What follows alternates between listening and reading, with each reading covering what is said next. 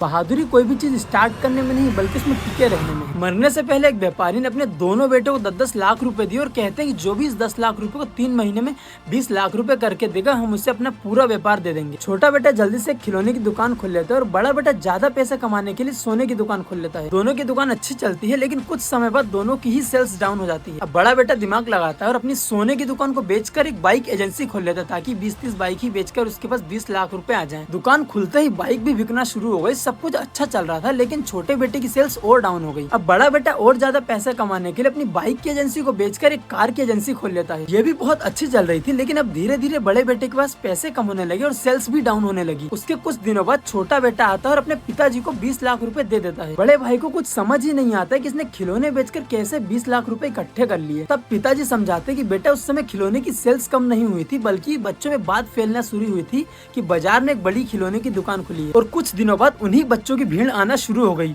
और इस पॉइंट को कहते हैं प्लेट्यू। जो भी इस पॉइंट पे टिका रहा ग्रोथ उसे ही मिलेगी। This is the concept of stay at the plateau from the book think straight.